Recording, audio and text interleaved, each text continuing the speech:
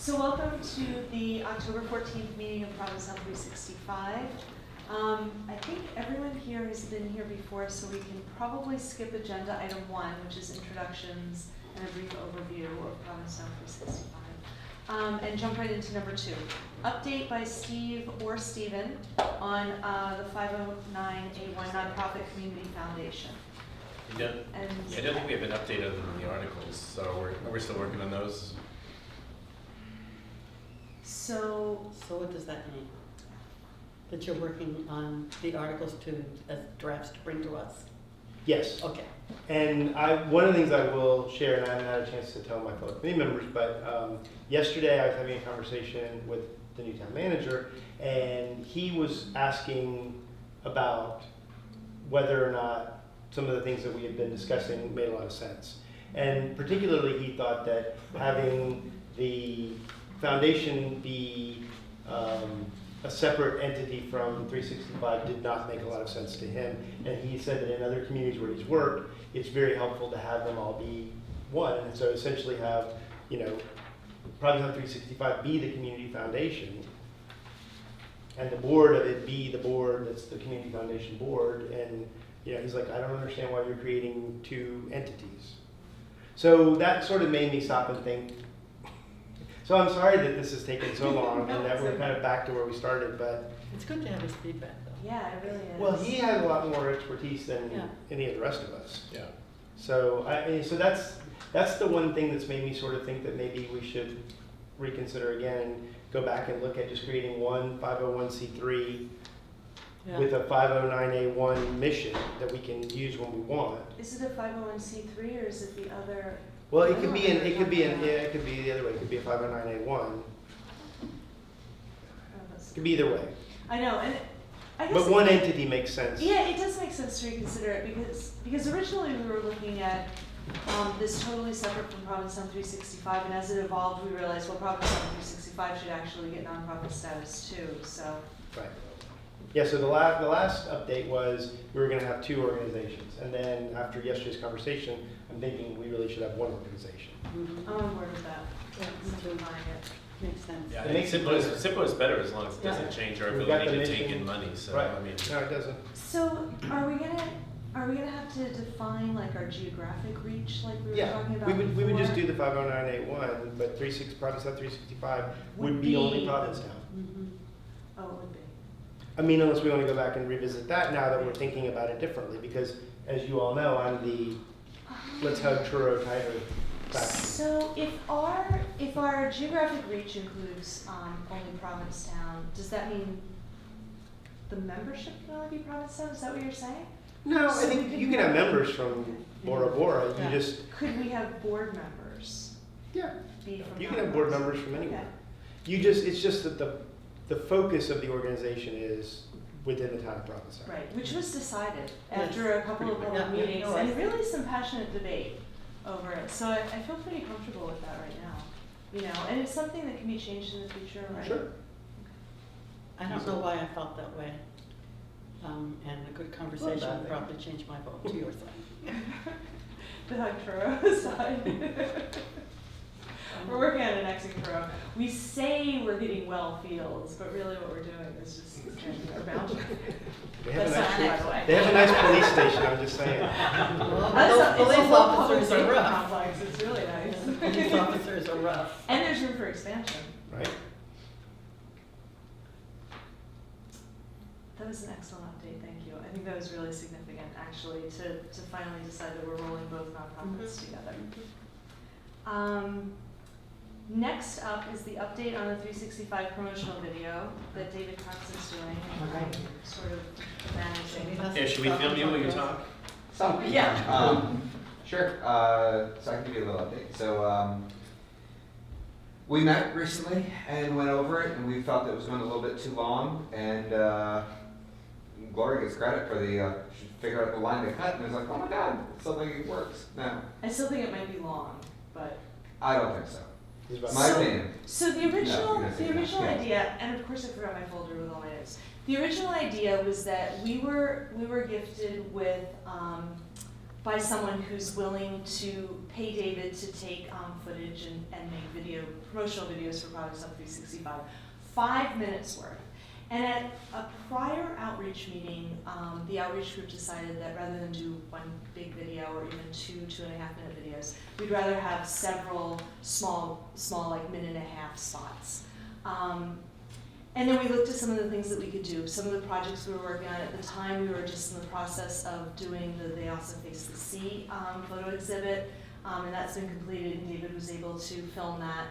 Although I think the footage wasn't great. Is that true because of the light or something? I need to reshoot the finished product, and I just have had issues with time and lighting and weather. Right. So it's finding that perfect combo. So one of the projects was that, and then the other idea was to interview 3 or 4 members of Provincetown 365 to give kind of like an insider's perspective on what Provincetown 365 is, what it does, and then also taking that year-round spin that Provincetown 365 is trying to promote, also have these people speak about, you know, what it is, what it's like living in Provincetown year-round, the advantages, the things that you can do here, like the types of businesses that you can operate, tech things.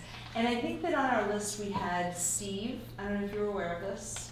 Okay, so you were on it. Rick, who you knew about. You're the chosen one. We're going to do Rob Anderson and also Angina. So we had 4 people, which we thought kind of represented a little bit of the gamut of Provincetown and also the Provincetown experience. People who have been here for a long time, people who have been here shorter amounts of time. Angina, who's been a part-time resident for years, and then finally retired. Well, not really retired because she's pretty busy. Finally came here full-time. And just start putting all of those together.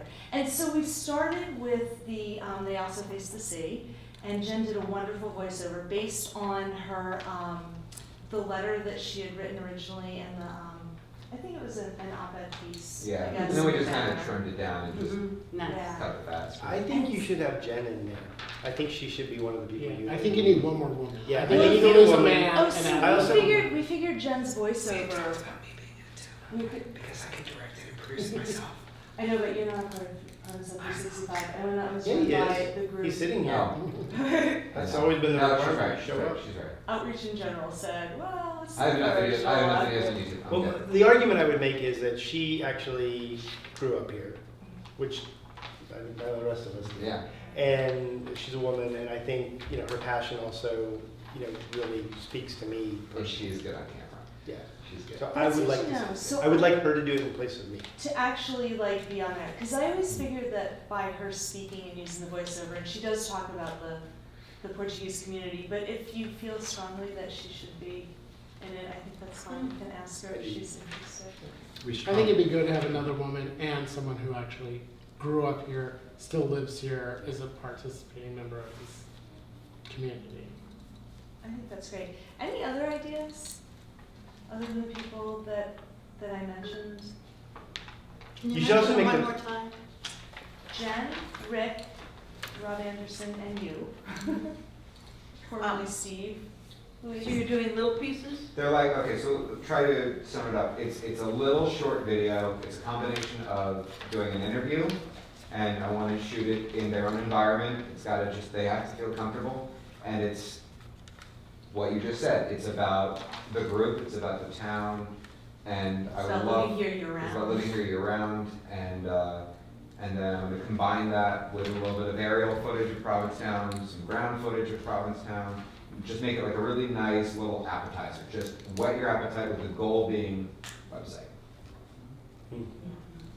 I'm assuming that's still the goal. Who's the target audience for these? Hmm? Who's the target audience for these? People who don't live in Provincetown, Who we're trying to get to I know, be tourists I know, to I move know. here?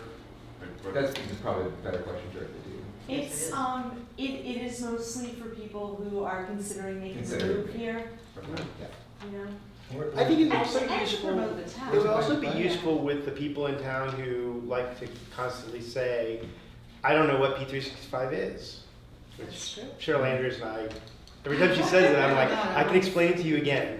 Yeah. Well, because I think that's really a more important focus. people have to have all kinds of other reasons, you know, a minute and a half video is not gonna make any difference to them, but there are people, and a number of them who have come to these meetings and don't seem to come as regularly anymore, who have new businesses here. Those, and other people who are here, those are the people, it seems to me, we want to get their energy involved in this group, and even part-time residents. They don't have to be residents. I think that there are a lot of people who own homes here who have tremendous resources and have made a commitment here to a lot of things, and those people I would like to see involved in this, and I guess that means we might have to meet on a Saturday or a Sunday once in a while, because those people are here on weekends, but it seems to me that's more important for us to gather more energy around the efforts we're making. Well, I think that having sat in, I think, on those discussions at the outreach group, it was really kind of a promotional video for the organization to say, here are some people who are involved with it. It's just kind of some character profiles. It wasn't intended to be all-encompassing or to be marketing for Provincetown. You know, we're not functioning as the VSB. It's just kind of talking about people who were involved in the group and why they're involved in it, and just kind And of quick. opportunities that they found in Provincetown. So then I'm confused. Is the target audience present year-rounders in Provincetown who we'd like to have participate in this 365, Provincetown 365? I think that would be Or part is of it, it. is it? I Maybe would secondary, define maybe like a secondary. single target audience. Yeah, We haven't really discussed it in those terms. Although the mission of Provincetown 365 is to promote a strong year-round community. And, you know, there are a lot of ways to do that. Like Louise said, pulling more people into this organization and getting more people to volunteer and be involved in these things is a way. You know, showing people who live here part-time the opportunities that are here, maybe swaying them to spend more time here and be more involved is another way. So, could you just clarify, where are these things going to play and who are they aimed at? We're gonna play them on YouTube. The primary location should be Facebook. We're PTV gonna do also. multiple, because one of the things you have to understand, this is where my social media stuff comes into play. When you upload video directly to Facebook, Facebook takes it and puts it astronomically higher on viewability. So that's where, like, videos that I've shot over the years that are done on YouTube and then shared, they do terribly long-term. Whereas the ones that go straight to Facebook, like the one I did 24 hours ago, has 10,000 views. Right. Now, Right. that's because it was done direct to Facebook. So it'll be through multiple channels to maximize the appeal, but the ones that are gonna do really well have to all go through Facebook because that's the most social aspect out there. Plus, everyone in this room can hit the share button and then their friends see it. And PTV. We And talked PTV. about doing it on, you know, kind of a loop on PTV.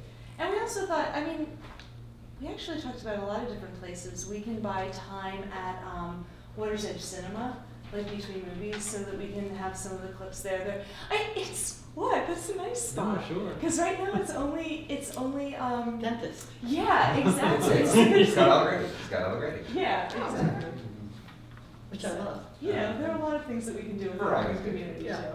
You know, so a lot of the realtors, like myself, keep mailing lists of people we are either trying to sell property to or people we've rented to. And would this be able to be Yes. email?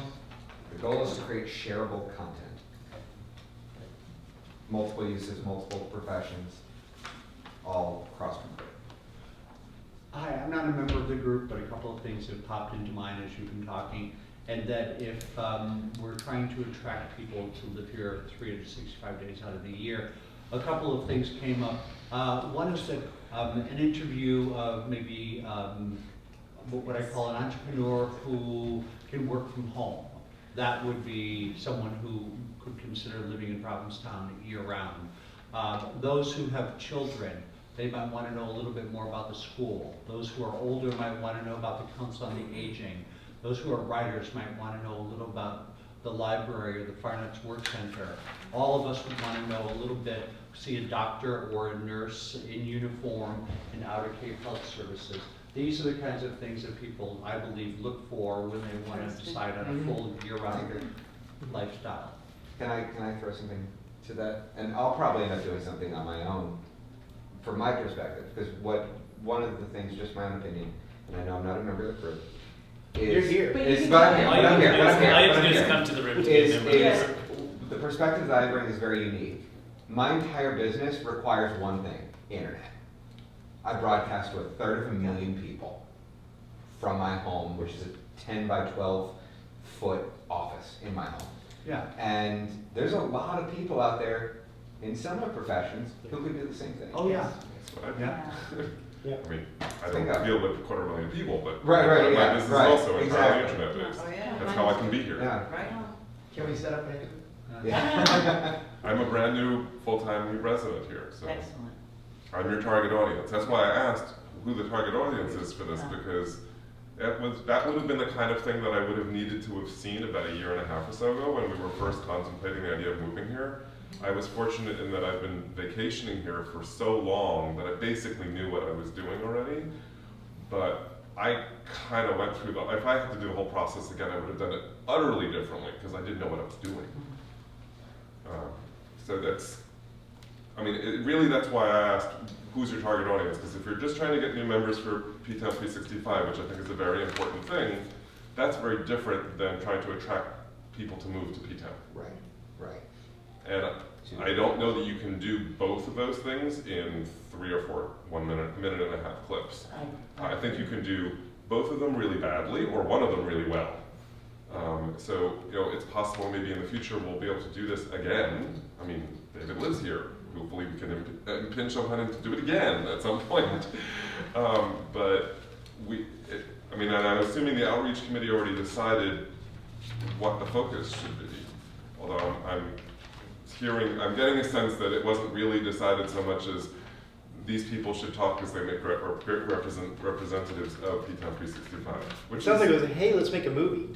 I think that the original intent was to expand the group. We're still always trying to get certain segments of our community to come and participate in Provincetown. Or not to 365. fear us. So I think, yes, in the beginning, that was the reason, and you and I both were on the outreach committee, and I think that was the original That's a reason. very legitimate reason. I don't see any reason why we should not do And that. that is a much more easily achievable Yes. goal, because we have things like, sorry, not to do no more, community space. Yeah. And I wonder if the other thing would be stepping on the toes of the tourism market. I suppose not, they're looking at visitors. No, but to your point, you know, the second option it actually could be Exactly. an initiative. And it's probably something that the Economic Development Committee would Well, be I interested mean, in. I like the idea of these videos, and I think it's the premise that we're going on right now is going to help drive membership. Yes. But to the gentleman's point, this could be something that the group looks at of how to move to Provincetown, what Right. Exactly. Why- year-round community Right. Provincetown offers, like doctors, you know, senior living. Don't look at me. Well, I'm not looking at that. You know, But I am living. but you can move here in your 20s and live here to your elderly years because we have all this to offer. Right, I You know, agree. and that is a video. Those are a series of videos That's- And as a you'll be group in we that, should yeah. look at. And that's fine. And actually, I have a unique angle on that kind of stuff because I come from the Orthodox Jewish community, which a very large chunk of American Jews from the Orthodox community are raised with the idea that it's a very big possibility that you could move to Israel.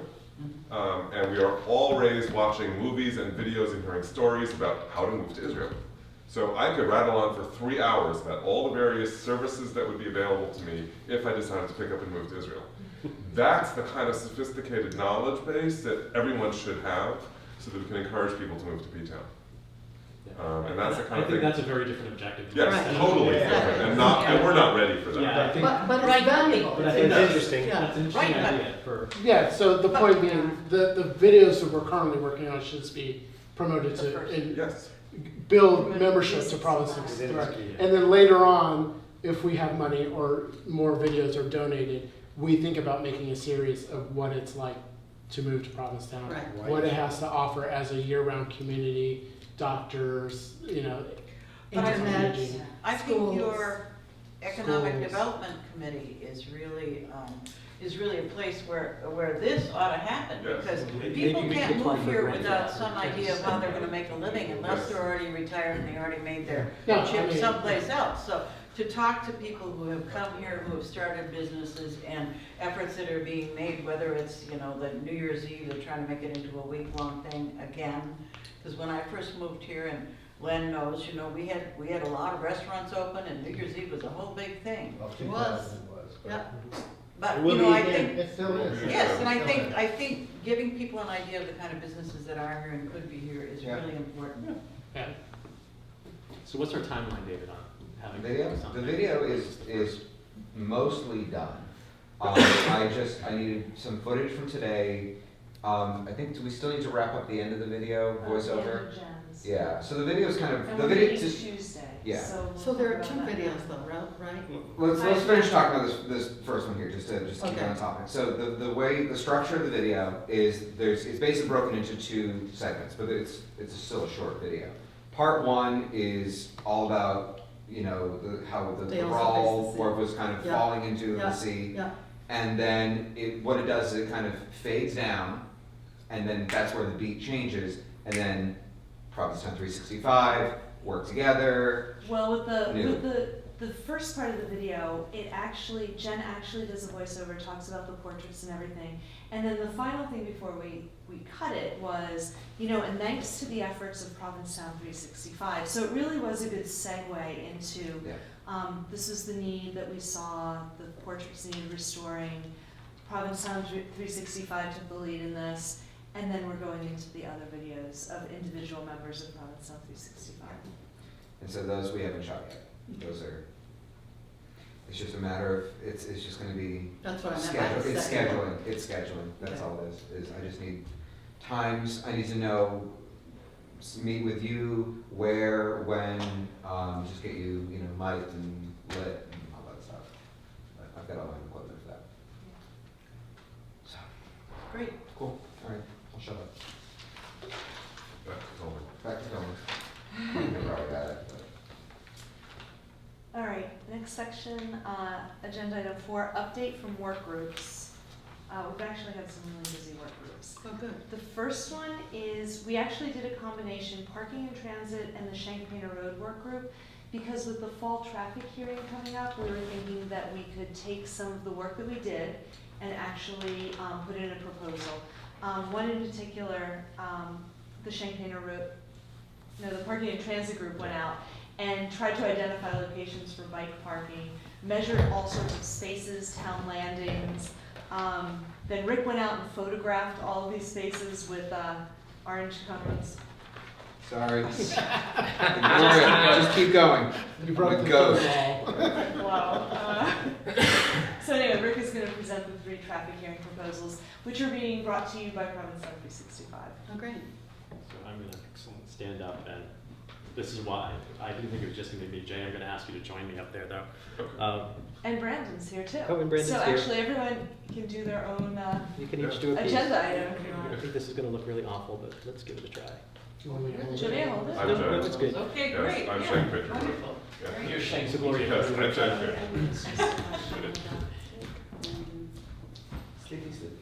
Whichever one comes up first. Although I hope you have the proposal text, because my phone. So they're all down here. I don't know which one you want. Do you want bike racks, Conwell Street, or Shank Painter Let's Road? do bike racks first. No.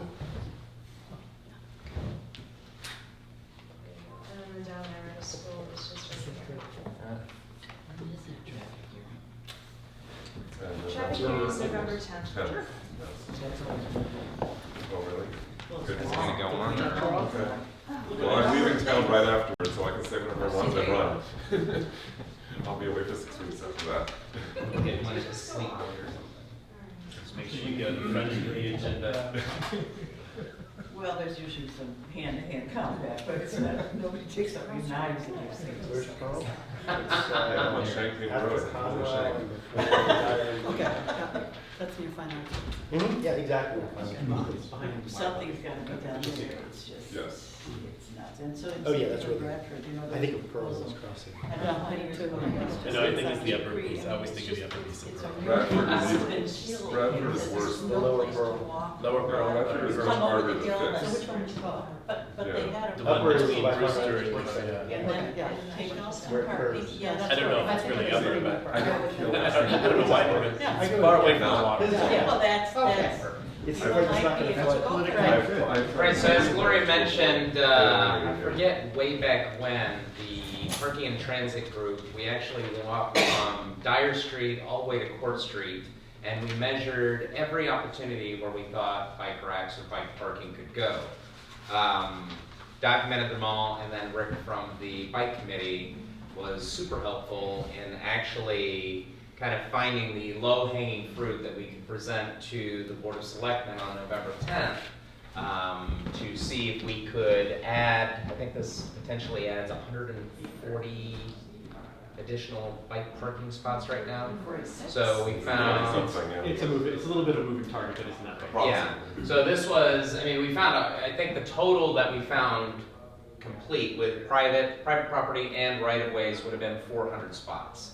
But like I said, we looked at 3 kind of the low-hanging fruit where the Board of Selectmen could definitely say, or hopefully say, oh yeah, that's a great idea, yes, we can do that. So one of them is the Pearl Street Landing, which is right behind the Wired Puppy. If you've walked past there, down to the beach landing, there is about 40 feet of space right here where we can accommodate bike racks, and all the spaces still accommodate the bike racks, parked bikes, and traffic to go back and forth.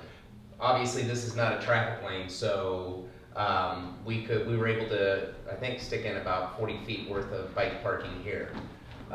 Next area is the Johnson Street lot. This one's a little more complicated. What we found is that if we actually move the cars about 8 feet into the parking lot, we can accommodate racks here. I think this is 90 feet. I don't have my notes with me. It's 66 Six. total parking Yeah. spaces. So That's awesome. That's great. yeah. Anyway, moving the cars back 8 feet. We were originally thinking 5 feet and parking them parallel, but when Gloria and I took a look at it's 60 or 70 feet across. It's really long. So we can take, we could take 8 feet, which is a bike going from this curb to this curb and not interfere with any of the walkway, and there would still be enough space for cars to back in and out and for traffic to go in and out as well. And it doesn't And interfere to with meet handicaps. accepted standards for that. It's not like we're shrinking it too small. You still have 24 feet of backup space, 18-foot parking space lengths, Nice. and you still have all that room for bike parking. It also resolves a problem that if you People actually park walk their down bikes there anyway. people park their bikes on those trees, and there's little tiny signs that Yes. say don't attach your bike to the trees. And the Yeah. Beautification Committee for a long time has been struggling with that to keep people from parking their bikes on trees, and this would kind of get it out of that, out of the way. So, and we did it on this side as opposed to the other, because the other would actually block the landing. Yeah. So that's why we did this. Right. Next, we've got Court Street Landing, which I'm sure everybody knows that when you're walking down the street to Bubala's, people find very creative ways to just stack bikes. I mean, you can see they're kind of hanging up on the railing here. So here is where we actually found, I think it was 90 feet from Wow. the pole to the street, something like that, and 17 feet wide. So it's still able to accommodate traffic, traffic going to park in the back, emergency vehicles. But we still have all this parking space here. And again, I don't have the specific numbers because I don't have my notes with me. It says approximately 54 spaces. On the Is bottom. that That's the the one bottom there? slide. Oh, there we go. This is kind of what the bike racks will look like. This is what is right now in front of the Provincetown Library. These are semi-permanent, so we can drill them down to hold them in place, but then at the end of the season, if DPW needs, they can take them up if they need to store snow or plow or whatever. However, you can also obviously store snow on top of them, so it's really up to the discretion of the DPW. But this is what has been found in other municipalities to be saves the most amount of space, and you get the maximum amount of parking spaces out of it. We would also propose to have signs designating where these parking spots are, so when you're riding down Commercial Street, you might not see, for example, like the Pearl Street Landing, signs would designate where to park. And I think Nice. that's Very it for us. Right now, I think we're asking the Board of Selectmen for these 3 projects, it's around 14,000.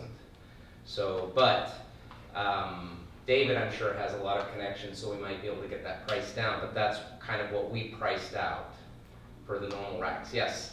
Do you think you need to bring the bull ring unit owners aboard? The who, I'm sorry? The bull ring By the condominium, wire which is company. to the left. We've actually talked to some I of the talked to one of neighbors. one of the owners there, one of the residents, and Yeah. she seemed pretty enthusiastic. Okay. You know, the typical concerns, but it didn't seem like it would be something that they would be against necessarily. Well, I But just yeah, know that when it's the mostly flood- renters. When I've gone and knocked on doors, it's been weekly renters, so it hasn't Yeah, been yeah. residents. So. I just, the affordable housing group had a dreadful experience with the neighbors at George's Path, and it might pay to reach out to those people, the residents. Good idea. Have Yeah, them- wait until. Yeah. And also, it can't hurt to talk to the owners of Billings. I mean, they're much more likely to be happy about it. And then Like, getting yeah. somebody to say Yes. this is a great thing Yeah. would be a good thing. Yeah. Yeah. But we also have the bike committee who's supporting us. This was presented to the planning board 2 weeks ago, and they also endorsed the plan. So, So I want to say to you, having been active on the housing committee, that we can get every committee in town to vote and support something.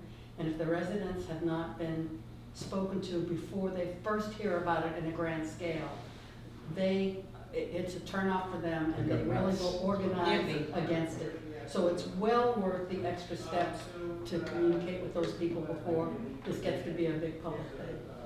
okay, thanks. So, I think this is great. Is there another location in the West End? There are a number of locations.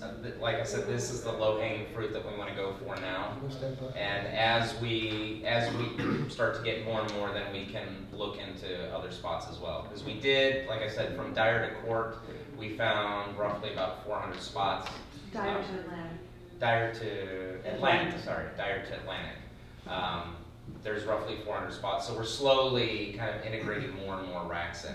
With the expense of these, that's one of the things that we thought the Finance Committee and the Board of Selectmen might kind of cringe towards. So my second part to that question is, did you look at 2 spaces in the West End versus 2 in the East, where it's more congested in the middle of town than it is?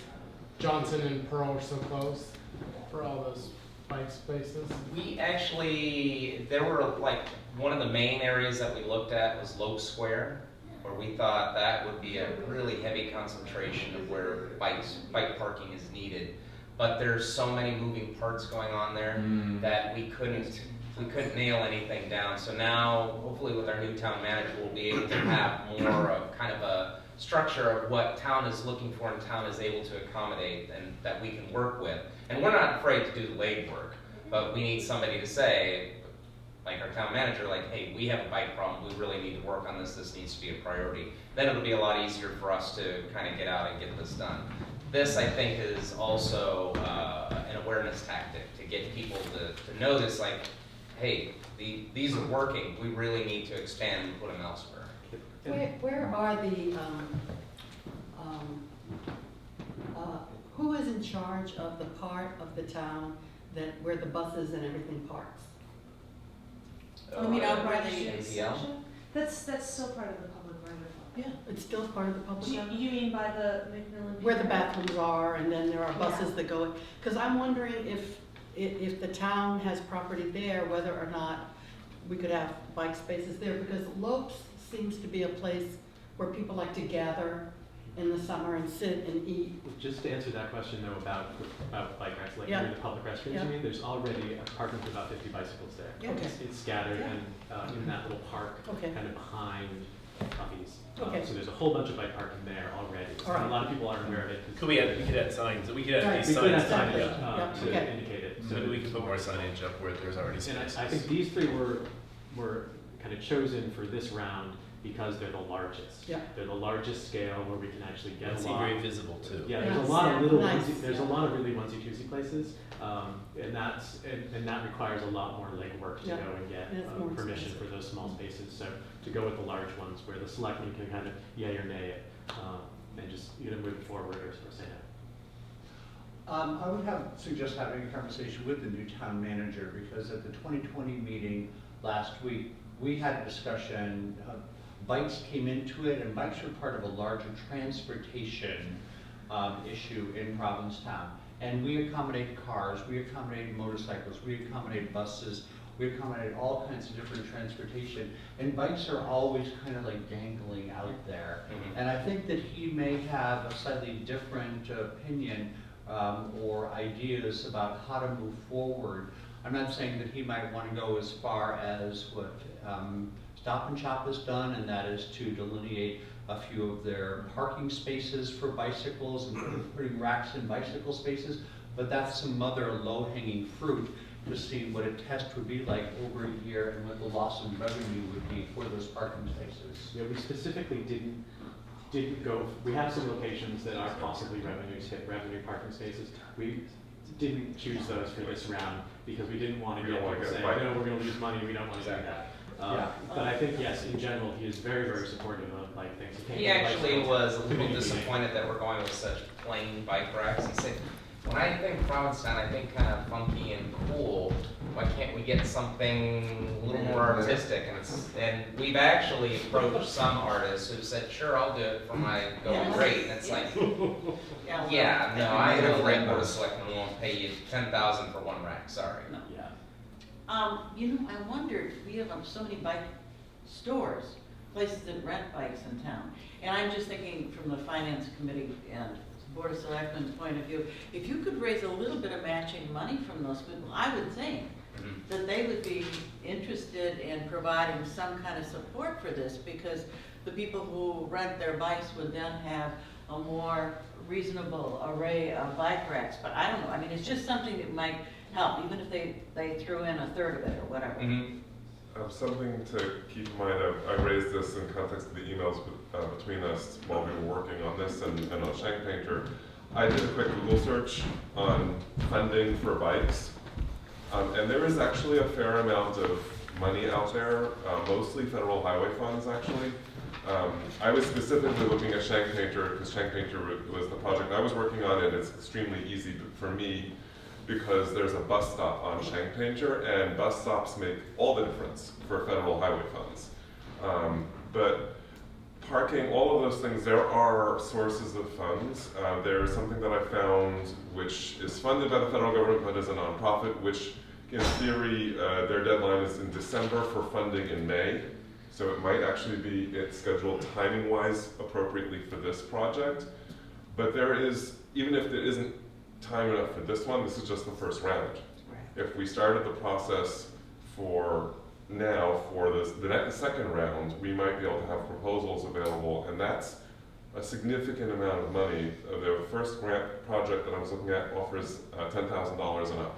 Right. And this is a $14,000 project, so I can't imagine the finance committee would object to somebody else paying $10,000 of a $14,000. Yeah. I have a question for Gloria. That's a planning question, which is a lot of the locations that we're talking about here are landings.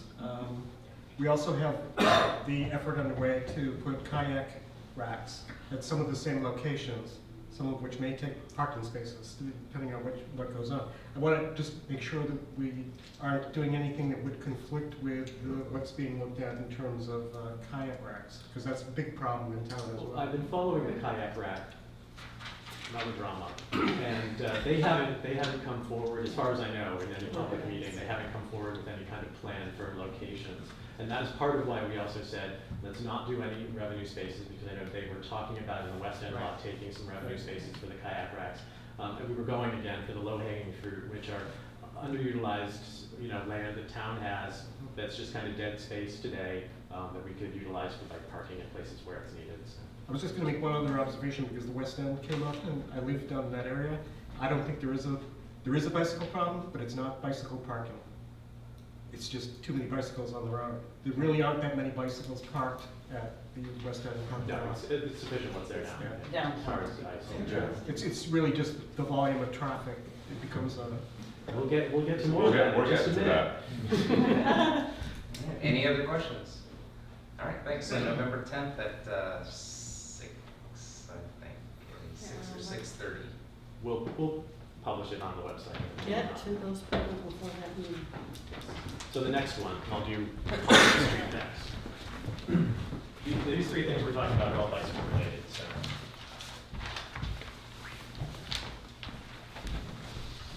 Where is it, Gloria? That's right on the bottom. It's just, here. You're explaining Sharrows.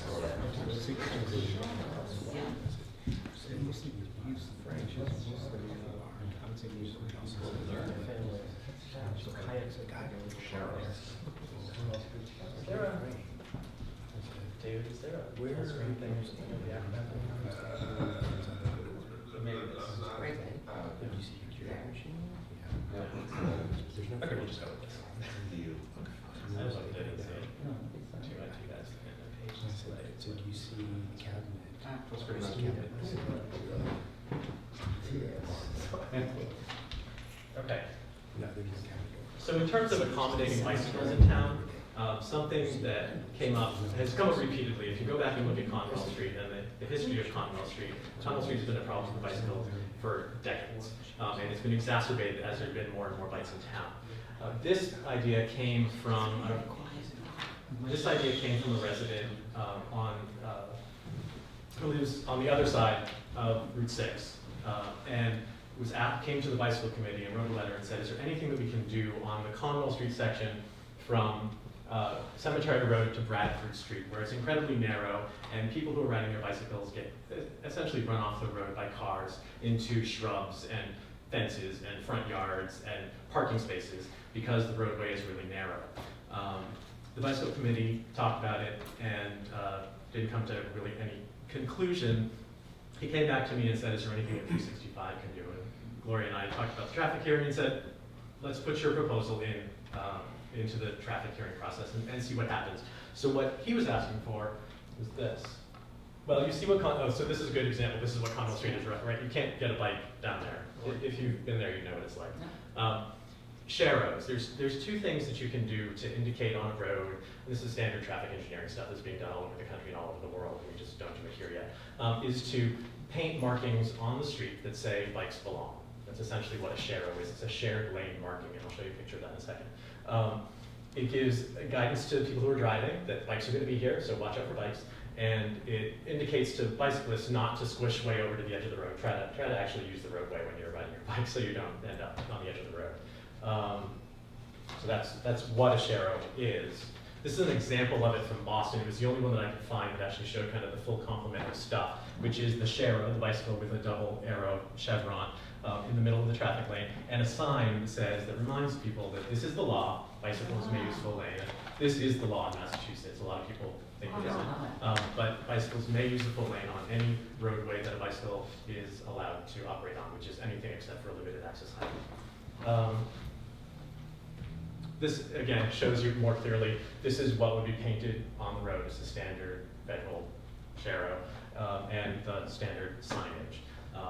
And so we're asking for that in those two lanes on Conwell Street in each direction from Cemetery Road to Bradford Street. It doesn't change the road at all, doesn't limit cars, doesn't limit bicycles, doesn't include sidewalks, doesn't do anything like that. All it does is put some paint and signs there to hopefully make people more aware that bikes belong here and that and to let drivers know.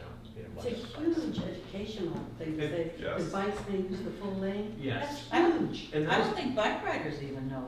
some I of them don't think they know. I actually I am shocked. I randomly had the opportunity to meet with someone from Boston who is a lawyer who specializes in bike law. He was in town on Saturday.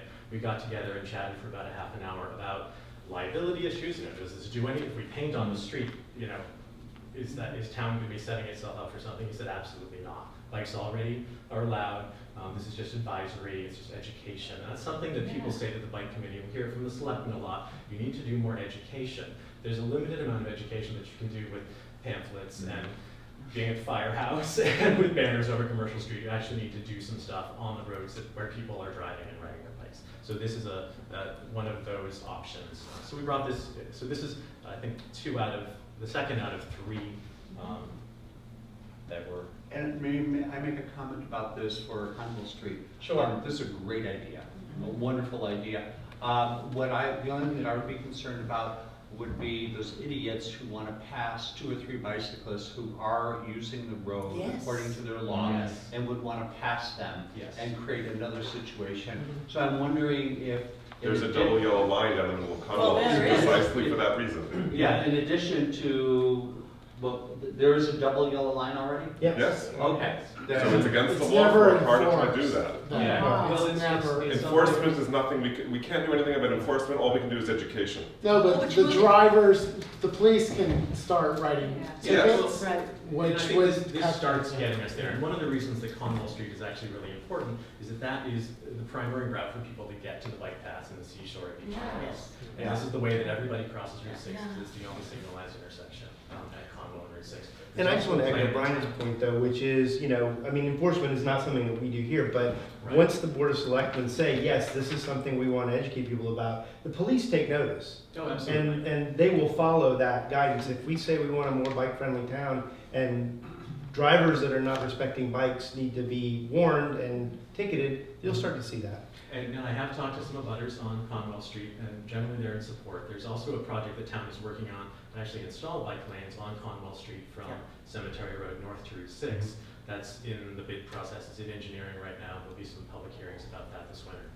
You know what I think the other thing they could do, they do on several double yellow line roads, is to put those little things in place that make it, click, click, click, click. Like rumble Yeah. Yes, no, Yeah, really. those are like Because Rumble they would Strip remind type things. people, pardon me? Rumble Strip. Yes. Yes, Yeah. rumble Those strip. are actually, they're talking about actually putting those on Route 6, coming into town, kind of adjacent to the bike lane. Those are actually really hazardous to people on bicycles. You hit them at the wrong angle. It's like running into sand, right? If you run off the road, that's one of the problems that we have on Conwell I'm not talking You run about the off side, I'm talking about in the middle, so that people would know if they started going over the double line. Oh, in the center along the line? Yes, Yeah, I think that would be something, if passing is a big issue, Yeah. then I think that would be something. to- usually to in the look at. summer, there's so much traffic, nobody can pass. Right. That actually also Drive. requires Mm. doing stuff through the road surface and trying to stick with simple, achievable. This things. is much less expensive. Oh, Paint, yeah, paint. We have lots of white paint. There you go. So I think that you're gonna be surprised at how many people don't know about that they're entitled to. So with the parking signs that we talked about, that Brandon talked about earlier, I think that you don't need a whole lot of those because people will get to know where they are and recognize them right away. This, on the other hand, I think is gonna require signage that reminds people. And I would recommend that also on Bradford Street. Because Bradford Street is very hilly and people often take the chance to cross the line in order to allow one bicycle to go down. If bicycles start to ride 2 or 3 across, because they're entitled to that, the full. Two is. Okay, Two 2, is well, so allowed. let's say 2, let's say 2. People definitely go across and, Sure. and they are angry at the riders Mhm. because they don't understand why they wouldn't go single file since they're not allowed to use the whole lane. Sure. So this is really an important educational piece. And I think this and the next one that we'll be talking about on Shank Painter Road are a good opportunity to try something on small road segments that are heavily traveled, where there's a lot of traffic, as a kind of a trial. Yeah. The see how it goes, Yeah. see how people respond to it, and then talk about kind of the bigger roads like Bradford Street and commercial. Well, I'm not even talking about the ground painting.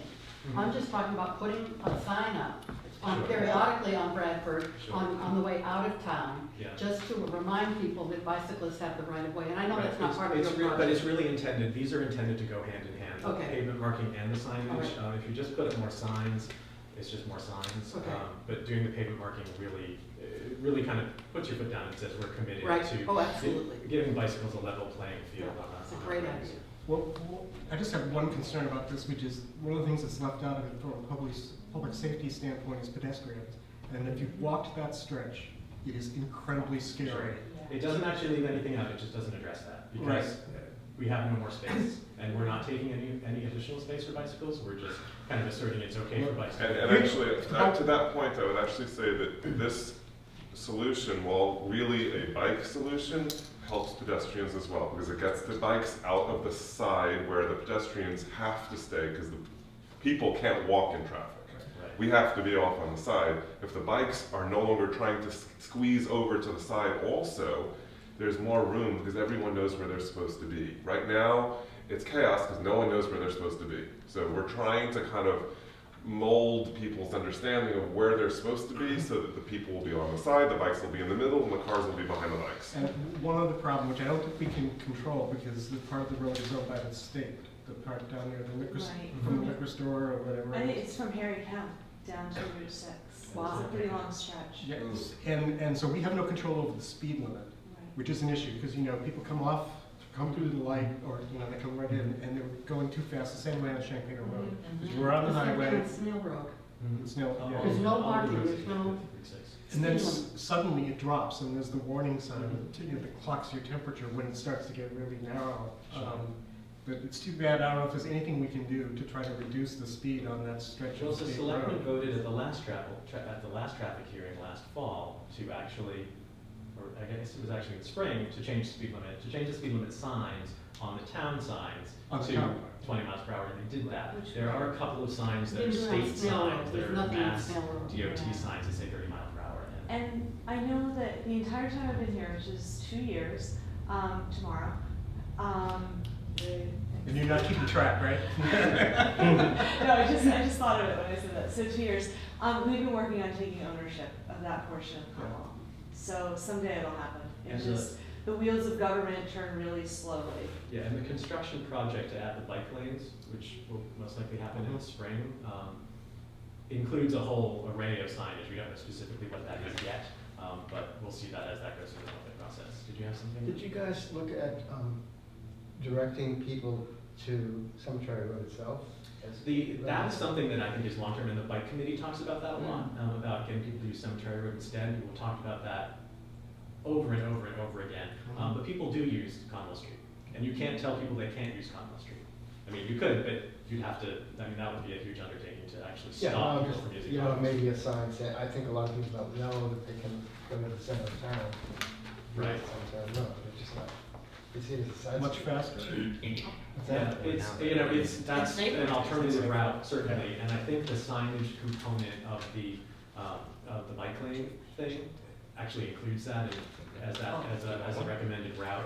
What this is intended to address is that section of the road Right. where it is a problem today. This helps to ameliorate that. So that's Conwell Street, we just wanted you guys to see that. Want to go on to Shank Painter? I don't really actually, I have no idea what's in this PDF, so I'll just go through it as we go through it. Oh, it's the same thing we looked at, It's the okay. same thing. Okay. And to advance, you just click the arrow. click the arrow. I hand that over to you, Jay. Okay, so I live on Province Road, which is basically here. Yes, this is Province Road here. And walking my dogs every day along Shank Painter is not fun. Especially when you're dealing with dogs who don't actually know the difference between a bike and a car and a bush. They just want to go. And as we all know, Shank Painter has different widths depending on where you are. It's a mess. This proposal doesn't solve all problems, but it, as I said earlier, kind of tries to bring a little bit of order to the chaos to move us in the right direction. I think this is a good proposal. It's not ideal, but it definitely moves us way ahead of where we are right now, which is true chaos. You've got different problems in different sections, so it's divided into 3 sections. The first section is from Bradford to the Stop and Shop. The second section is from Stop and Shop to Province Road, and the third is from Province Road to Route 6. Can you say what A is one more time? A is from Bradford Yeah. to the Stop and Shop parking lot, the beginning of the shop, of the first entrance. B is to Province Road, and C is to Route 6. Okay, so these are, this is looking north. Okay, yes. Towards Bradford, This is yeah. looking north on, no, sorry. Looking at Right, this is the end of this is Yeah. Bradford Street here, right, okay. Okay, so basically, right, okay, so what we're proposing, this is section A. Yeah, it's it's backwards now, to flip my brain around. On this side, which is the wide side, Yes. this is the side with the Stop and Shop, there is enough room for a dedicated bike lane and still allowing pedestrians to walk on concrete. So we're proposing a bike lane for there, an actual bike lane where bikes can go and stay out of traffic and stay out of the human area, and everyone can have their own space, miraculously. We figure, it's there, let's use it.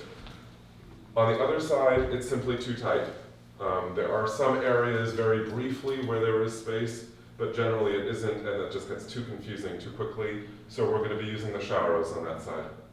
To just inform everyone, the law allows bikes on the full lane, that the bikes will be in that lane, and that keeps the bikes in the road and the pedestrians on the soft shoulder. Okay, so this is the B section. B section on the Stop and Shop side, we've lost the bike lane space. It gets, again, very complicated. There's narrow spots, there's wide spots, there's parking areas. It's a mess. So we've put Sharrows on both sides. Simple solution. And then this is the final section. The Sharrows stay on the northbound side, but again, we have room for bike lanes.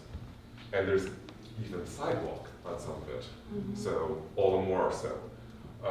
This is, I think that's the end of the, yes, okay. Oops, sorry, okay, so that basically covers both sides. It's not ideal because we don't have dedicated bike lanes on both sides for the entire, and on one side there's no dedicated lane, it's just Sharrows. Right. But as I said, Sharrows at least get the bikes into the road to protect everybody, both the drivers and the bikers. The pedestrians now have space. People who are walking their dogs, especially the people who are going to the dog park, have a significant amount of area where they can walk unmolested by bikes even. Another important issue is specifically on Shank Painter, people have a tendency to go the wrong way on Shank Painter heading towards Stop and Shop because there's a wide space On that side, on that side. yeah.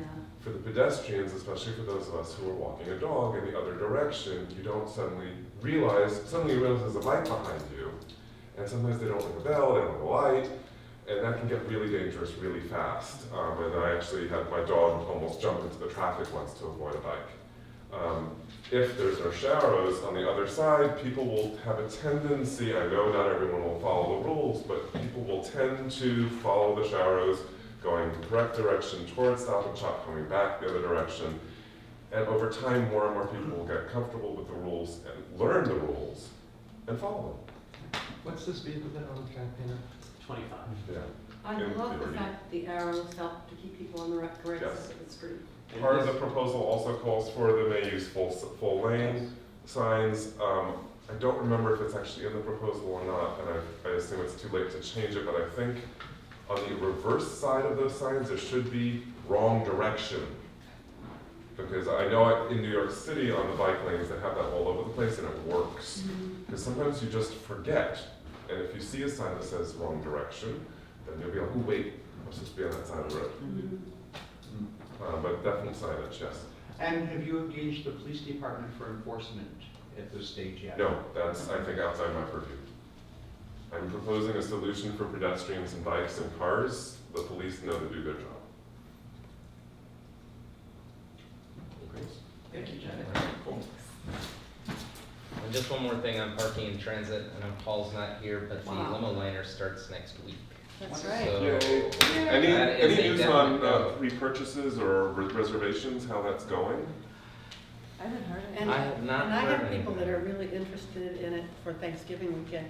Do you know if the 2 weeks includes that period of time? No. It doesn't. It doesn't. Since No, the last it 2 doesn't. weeks in October. But we I mean- are trying to convince him for first New night. Year's Eve. Okay. Yeah, Oh, that would for be New Year's So Eve. I overheard the staff when I was picking up people at the boat, and I will say that the staff who work for that company are not thrilled about the LimoLiner because it means that they'll have to work longer. Oh. But the one thing that I overheard them saying to each other was, they said, look, this isn't really a trial because you can't tell anything in 2 weeks, which is kind of what I was thinking. He goes, he's already decided he's going to do this, but he's just doing the trial to say, I'm looking at it, but he's already decided, you know, one of them said, yeah, I heard he's already purchased the bus. So I don't know if that's true. Again, That's that's just, all. you know, chit chat. There's no rumors. But they were definitely not happy about the fact that it was continuing. Well, they're not happy they're gonna get paycheck a few extra weeks. Oh, exactly, oh, come on. Well, and I know there was. Don't get me started. There was a lot of talk about people in P-Town saying, oh, it's not gonna happen, it's not gonna happen. But it If definitely is. there's a going way to that the town can help remind everyone that that service exists, whether it's on the community page on Facebook or I think we need Well, to any, get we have to that. advertise any in and all Boston. outlets, everyone's gotta be reminded that that exists, because I mean, I just booked myself something for Thanksgiving and I actually totally forgotten about it. I I think we actually need to think- talk to PPG and. Well, I have to say, I haven't seen it lately, so I Yeah. forgot it even was recommended. Yeah. I think that this is the kind of thing where when the first bus, this is my suggestion of some, what's the word we were using before to describe, like painting stuff on the road in the middle of the night? Oh, yeah. Guerrilla. Guerrilla Guerrilla. tactic. So here's my guerrilla tactic. We should, P365 should meet the first bus when it comes in Like it. and like put a fake lay on everybody who gets off the bus and get the banner to take pictures Yes. and do a big like welcome. This is what you do when a new service starts in town, And right? ATV, get them over there. Well, again, Let's do that. Let's just show up and have a little hoopla moment and be like, woo, here's a new way to get to town. You can serve them breakfast. You gonna wear a cute outfit? Not going. So We when got a is that? service out Do we there. know when that is? Yeah. What do you Is think? it Saturday? It's Saturday. It's Is it this Saturday? No, it's I think it's Friday. next. I think it's It Friday. arrives on Sunday. Friday night. I would be happy to participate in the It's welcome weekend, meeting. so it's I think it's next Friday night. weekend and the weekend after. Perhaps Not somebody- this Friday, but the following Friday? Yeah. The 23rd and the 30th. Oh, Very thank good. you. And has there been any marketing or promotion into Boston to, with the press release to the Globe, to the Yeah. Herald? Oh, yeah. Has and all that, yeah. Oh, good. To the tourism department, might want to leaflet all the realtors. We're the people who get calls for Oh, you bet. accommodations. All the press release is sent to the tourism office too, But so what they did with what it. they did with it. is- Now is the time to remind them. I There aren't haven't that seen, many I real haven't seen estate a offices. thing. It's like, you know, it ticks me off, the affordable housing, I have to dig for it. I should be like number one, and my colleagues should be number one to hear about it, because we're the ones who have people Have coming. people to coming the and office saying, yeah. figuring out housing. Basic rule of any public event is you send out a press release a month in advance and assume that no one's gonna look at it because it's a month in advance. And then you send it again a week in advance, and then you Right. send it again 2 days in advance, and then you make a phone call the day before. But the It first, has to be the first repeated. basically It is can't you be- send it. Yes, but you have to keep sending it again and again and again. Again and again. Well, my real idea in doing this is, I think that the owner of the bus is the guy who we really need to convince. I agree. And by showing up there and saying like, hey, we're gonna make your people feel special for Right. doing this, and you feel special, that might be the kind of thing he goes, wow, this is cool. Even a little gift bag. Sure, do whatever. We can do whatever. I think Just it's a show up great with a idea. cup of hot cold cider, everyone will be There you thrilled. go, there you go. And it will cost about $5 for a huge thing. Yes, So, yes. I used to do it with my We customers. might want to There's your guerrilla remind activity. the VSB that, But I had a retail so store in it's New time York for to many be- years. Oh, Yeah. Yeah. Do you have it on I have it your on my news calendar? email. Bring some hot cider, people Yeah, come I'll down always first as they walk in the door, send give them a cup. It was a pizza place in Chicago. Next group, governance and outreach. Also a very busy group. Yes. Brian. So as many of you know, Monday night is our public information forum. Sorry, we changed the name, so I forgot it. So it is from 6 to 8. We are, I believe, as of the last meeting, between David and some of the town staff, they will be presenting what the articles are. And what it really, this night is gonna be about, is what a yes and no vote mean. It's not gonna be like debate, it's just to be like, this is what a yes vote would mean for this is what a no vote. And the paddles should be arriving tomorrow or Friday. So we will have green and red paddles.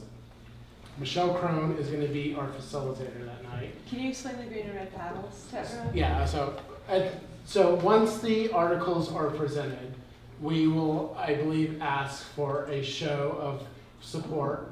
So if you understand what the article is, you will show a Are green. you talking specifically about the housing articles? Or are you No, talking- every we're talking single every one, article on town meeting. everything on the warrant. This is not one specific, it's every article in town meeting. So if all the paddles in the room, majority, show green, we will then have a brief discussion and then move on. This is to be a very fast, informative meeting. It's not to get dragged down in the minutia of debate.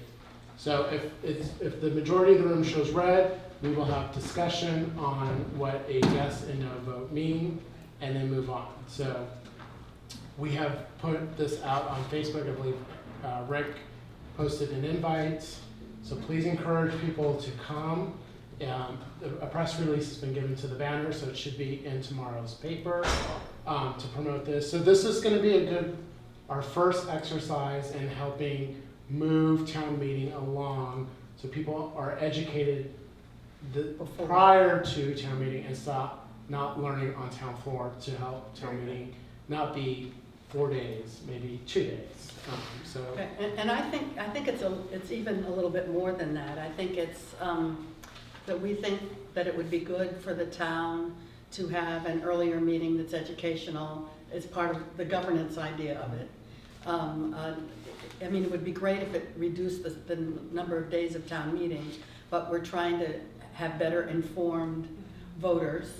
And I think we need to remember for the forum night, what takes 2/3 vote and what appears the next day after the town meeting for a paper vote. I think we should add those two things also. Well, also that you can recall, you can call an article up again. Oh, yeah, well. Well, again, this isn't about This isn't a town meeting. town per se, strategy. This it's is information. this is in educating the public on what the warrants are and what they're Right. But Amy's point is great about the 2/3. Yeah, you know, I think you need to educate Well, them. we Excuse me, are let me- gonna- Let me finish. I think you need to educate them about tactics.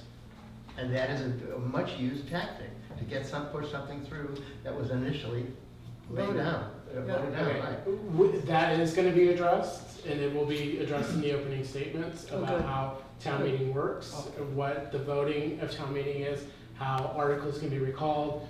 And, this is just to educate people on town meeting and how town meeting works, but this is more about educating people on the articles prior to. Will people that come in get something on paper? Yes, I believe we're going to Has have a printout of the articles. And has it been printed yet?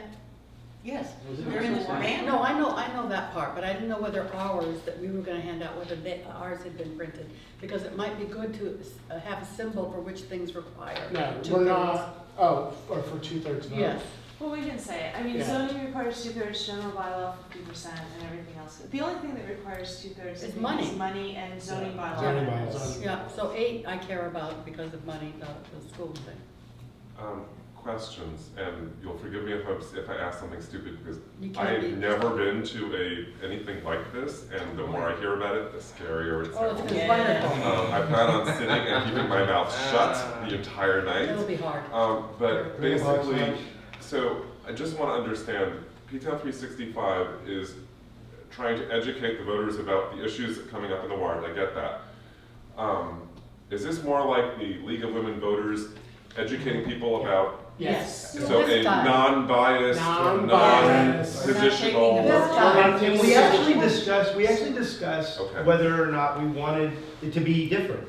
Mhm. And the unanimous decision was that we did not want, we all have opinions, and we collectively might have an opinion, but we want this to be really about Excellent, okay. education. Cool. And that's why we want to take out of it the debate and the strategization about how to get something done, because that needs to go on elsewhere. So the informational meeting is much less likely to become a confrontational battle, because everyone's just there to learn. To learn. and- Right. So And we have a once you've gotten a model. number of greens, that means everyone kind of understands it and can make their own decisions. Yeah. Right, it's not a Got it. green like I'm in favor of this. Right, article, it's a just, green I that like I you. understand. I Okay. understand. So I want to clarify, because I think what Nikita was asking is, are we going to have a handout that actually explains the warrant articles as opposed to just the warrant?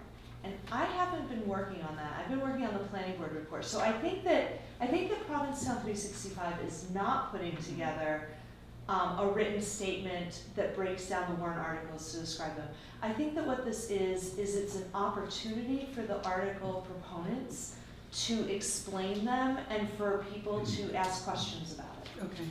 Oh, So so it's the not- people who are actually proposing the warrants are the ones who are gonna be presenting? So not exactly, So, not not exactly. Because It's- then so there's no way you're saying that's not the biased. generally speaking, the town staff or a board member from a board, or in the case of I think one article that came from petition, somebody will stand up to speak and explain what the purpose is and what the background is. Mhm. And also, we hope to address a yes vote will do this and a no vote will do that, and then they'll sit down. Mhm. And then, if there's technical questions about it, they can be asked.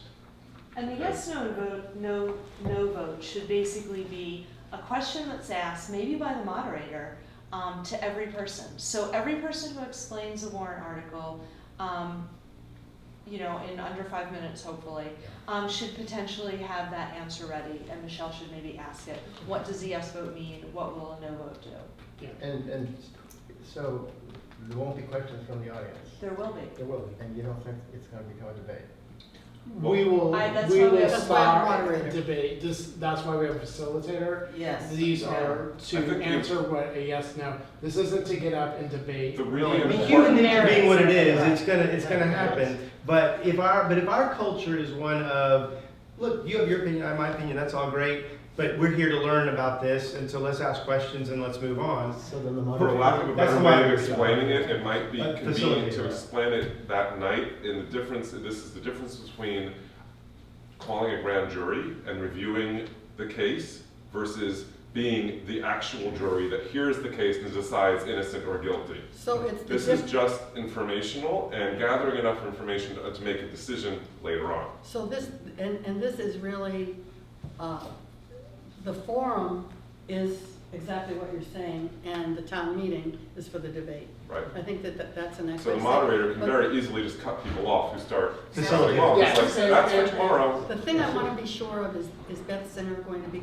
the person She is for gonna be presenting. number 8? Yeah, Okay, she thank is. And this is actually why we changed the name to Public Information Forum. We wanted to make Yeah. sure that it was the information that Yeah, was the key perfect. part of And also, we're this. using facilitator, not moderator, so Because- people don't right, think yeah. it's trying to This is do a not meeting actually our town town meeting. moderator, it's. Right. And there is a limit to the presentation. I believe we agreed on 5 minutes and a 2-minute question. You have 2 minutes to ask and answer your question, so. Okay. I Sounds like think it's under that number control. 8 is going to take more than 5 minutes, but not much more. Okay. It's number 8? It's the school. The roof. Oh. And the town moderator is been a Facilitator. part of Facilitator. No, we have a separate facilitator. It's Michelle Crone, who's Right. actually facilitated some of the Board of Selectmen roundtable discussions. We need Rod's garden. But when this gets utilized at a town meeting, or I understand or I don't understand. No, No, no, it's no, not. no. No, No, it it's has just nothing to do with, Okay. Yeah. This is basically just separate. an educational evening, so that Right. when people go to the town meeting, they don't start asking questions which could easily have been answered if they just read the warrant and understood it. Which So happens all the hopefully, time. it will speed things up at the town meeting, because people will walk in the door already knowing what their position is, because they've already heard the education, gotten the education, and made a decision. And it'll be videotaped, so that it will be. It's gonna be on available. PTV. Yes, it will be yeah. And available. PTV actually shot a discussion this morning with David, who else was there? Tom Donovan and, and Beth from the school. Good. Wonderful. Just small in this room, Yeah. no audience, Yeah. just kind of going through the whole thing, which took a very long time, so Melissa gets to do all of that editing. And there's also a forum at Seashore Point with the Seashore Point great. Residents Association coming Yeah. up on Thursday with just the selectmen talking about the warrant articles. The COA does that before every town meeting. Yes. Yeah, the COA only But does they're not it doing though this for- one. They only do it Oh, for they're annual not. town meeting, they don't do it for special. Right. Oh. So that confused me this time around. Yeah, can I ask, can everyone speak? At the At the informational meeting? point? Yeah, Because a lot of us can't talk or ask questions at town meetings. Right. They're not. Yeah, No, we this discussed is- specifically Yeah. that you don't have to be a registered voter to participate. Okay. And this is being sponsored by the Second Homeowners Association. So Pardon? this is being sponsored, right? Not us, I thought we did it. I thought they were Sponsored being a by- sponsor of this. I thought we sponsored it. They're welcome, but Provincetown yeah. Not that I know of. I thought that for some reason. Oh, we thought- But we have opened this up to them. And Absolutely. have encouraged them Of to course. come. Yeah. so. We have a different attitude, I think, on this committee. Yeah. Oh, look What- who's here. what- I'm just working late, heard all the noise and wondered what the party Oh. was. You didn't get the invite? I get all Yes, the he invites. It's in your What's in inbox. that I get bag so over many there? invites, I just All don't put every the party. invites. Yeah, yeah. Please, go ahead, keep going. First light, First light. is that why it's? First light committee. So Paul and Jim are not here. Actually, would you like to update us on what's going on at the First Light committee? The attendance is shrinking. Oh. Which is, no, it's a good thing. Okay, it's a good thing, but it's normal. But I think partially also the attendance is shrinking because it's kind of working. I mean, I am very, to the moment, all indications are there's, places opening up, art galleries opening up, activities. We do got to get back and connect with everybody to make sure that these things are going to happen. But the comic polar plunge piece, Brandon and Steve taking care of that. The year-rounders may do looking at doing the craft fair, sending that out to everybody using the UU basement for that. Fireworks appear, it was a little rocky there for a moment as to whether or not we'd be able to even do it. Barge, pier, but that now all seems to be taken care of. We moved this week, the VSB gave us more money for lights, and so we're the lights around Town Hall, that's gonna happen on Ryder Street. We turned down eventually we looked at it, we turned down the idea of a skating rink because to refrigerate it is wicked expensive. I would suggest though, if folks, want a Valentine's Day skate, that, like there's up in, where my brother lives in Booth Bay, so it's cold there from, November on to June. They just actually, as a town activity, they just basically put out a plastic tarp thing, put edges on it, fill it with water slowly, and over the course of a weekend, they build themselves a skate rink. February is a better month for us to do that, right? Yeah. Not in here. And the outreach appears to be going well. I haven't heard back yet on the questionnaire, but that was sent out. Survey? The survey, that's right. So I That's, sent, and I that's sent a the great survey piece. to Aaron. Would you like me to also send it to? It also, well, it went out, VSB? they already sent it out. Oh, you did send it? No, they sent it out. I didn't get ahead of that train, but when we talked, How did they send it out?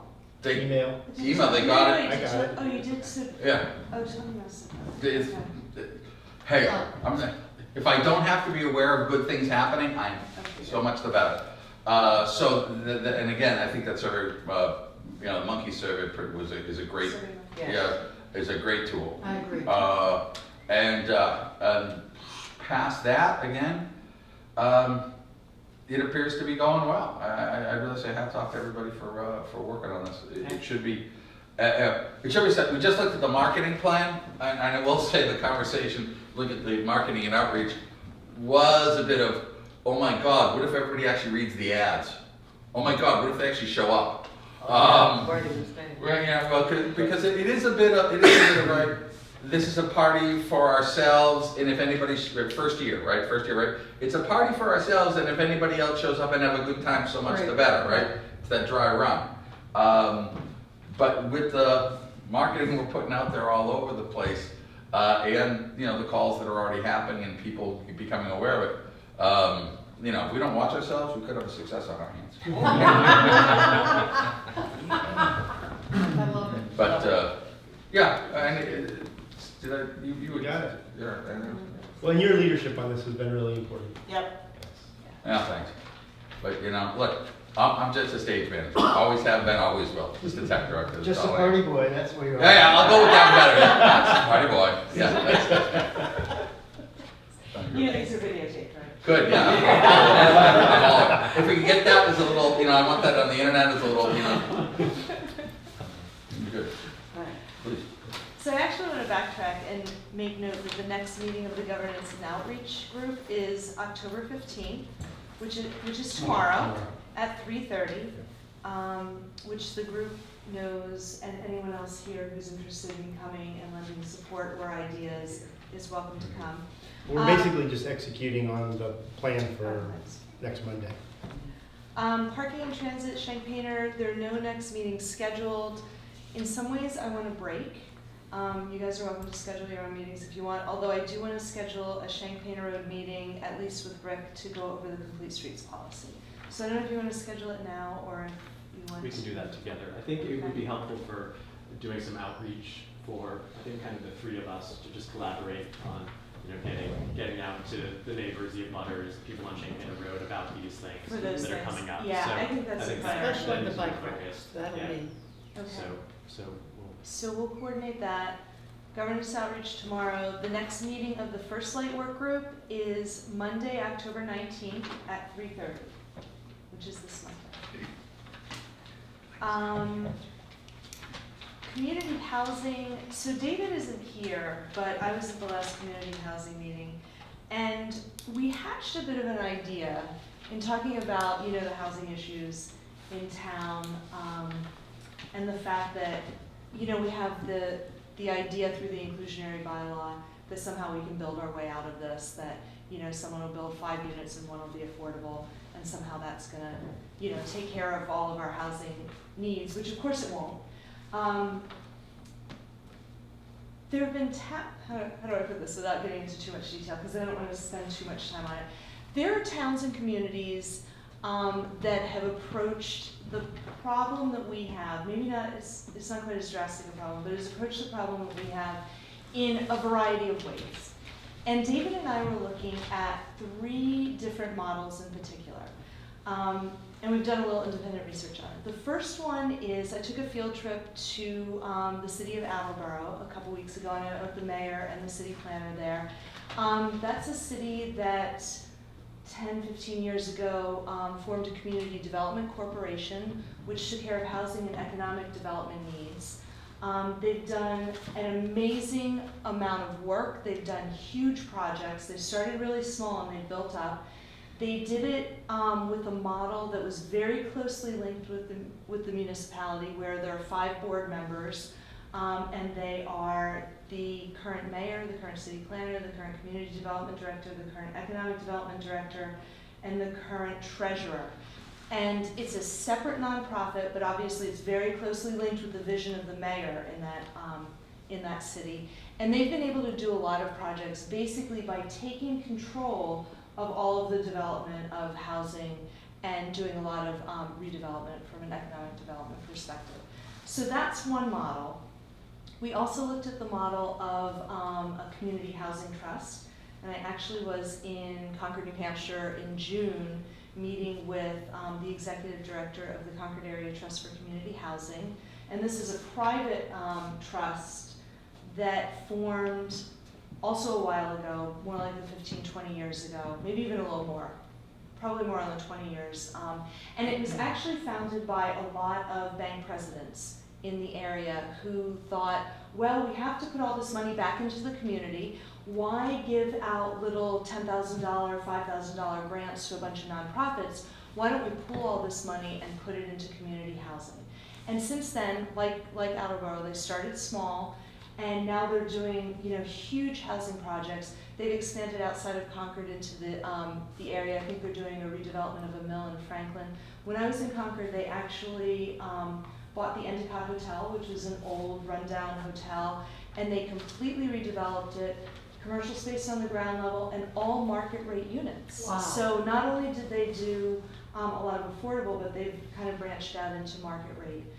So that's another model, not linked to the municipality, but a separate private trust. When you say they, who is they? Is it the city? CASH, Concord Area Trust for Community Housing. It is not the city, and it's not the housing authority, because Concord has a housing authority too. It's a private trust, it's nonprofit. And then the other model that we were looking at, which actually is more of a funding model, is the idea of a real estate investment trust, which is a way for people to put a certain amount of money into a longish term, maybe 15 or 20 year investment, which is generally safe and probably a lower rate of return because it is more safe, obviously. So anyway, those are 3 different things that between the 2 of us we've really gone out and tried to get information on. And we're trying to pull a representative from, Attleboro, I'm hoping to get the mayor, from Catch Housing, someone David knows who's done work with the Real Estate Investment Trust, and we're going to try to bring them all together to one of our community housing meetings. We have a tentative date of November 19th, but we haven't gotten confirmation yet. But we'll keep you posted on that. What puzzles me about that is that, we don't have the land that Attleboro does, or Concord, New Hampshire. They don't have a community that's 75% or whatever, second home, and the year-round economy. So I don't know how we could develop, mimic their strategy. Well, there are different models for how you can develop or redevelop land. So in Provincetown, very similar to Attleboro in this respect, there would be a lot of redevelopment activity. So Attleboro kind of prides itself on doing a lot of brownfield redevelopment as opposed to greenfield. So they're not going out and buying new land. They're taking land that they have, they're either renovating buildings or they're tearing them down and starting new. So that is actually comparable to what we would potentially So like the do. community center is an example. That's a really great example, or the Grace Cavea building, if we had held on to that. So using the property that we have and looking for other properties that we can purchase. I mean, that was part of what the FinCom did at the last town meeting when they basically tried to set up a fund so we can just start buying property. And that's what all of these models would rely on, the fact that, we have a really limited land area. Our land base is highly developed. And if you want to take control over your housing development and economic development, there has to be a serious financial investment, and you have to start thinking about actually owning and purchasing property. I want to add to that a little bit. I met with David Garten privately after your meeting, and these are all great models to look at. The other thing you should know is that there has been some progress on the housing trust issue. I just talked to Sarah Peake's office today. I testified along with Doug Plidgett last Thursday, and that committee, the Committee on Municipalities and Regional Government, is likely to report that bill out, and it will likely go to the steering committee and be approved by the House and also the Senate. It isn't the same kind of home rule petition. It doesn't require a tax. We have already approved the funding for this. What does it do? The Housing Trust sets aside $5 million in a market rate housing trust, sets up a separate board, 5 members, to then identify how they're going to go about. They can either lease, purchase, they can build. There are a whole number of things that are allowed under the terms of this housing trust. But what David and I talked about was more of a hybrid, which would be to take that money and be able to pair it with, put it into as an investment into a real estate investment trust. Exactly. That would then be a public-private partnership, because there are lots of people, second homeowners, who would be willing to buy shares of addressing this issue of market rate rental housing. So I mean, I think that it at least gets some skin in the game for the town in a way that, as you suggest, it gives us some control over how and what we might do without continuing to have to go to the voters to get each specific project approved, because we know how that goes. That is It has something been absolutely very, crucial. very tough. And Planning for these things has to be done In in a way advance. where it's strategic and we're not putting to a referendum. Should we buy Billy Bob's property? Yeah. And name it after his sister and spend 85 million? It's like, no, we can't have those discussions anymore. Or not next to me, not next to my Yeah, house. right, not in my backyard. The other piece of this, and this would have to be done at the municipal level, is to do a real housing needs assessment. Something with hard numbers as opposed to, oh, it would be great to have 400 units of housing. Michelle, Nobody have that? Well, one was No. done. Well, One was I- you know, I'd just interrupt for 1 second. As someone who's, again, is brand new to all this, My understanding, just from living here for 5 months now, is that the housing issue in this town is not new. This has been a problem that's been brewing for 20 to 30 years.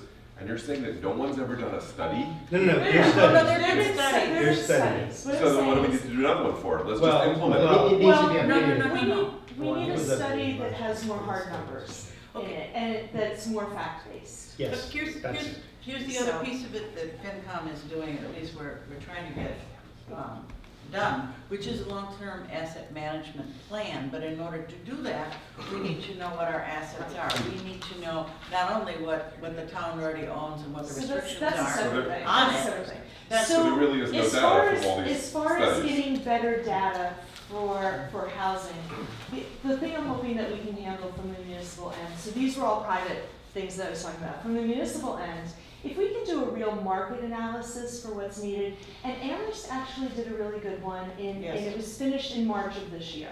I have it on my desktop. I think I sent it to you. I'm not sure if I did or not. I mean, I think I intended to.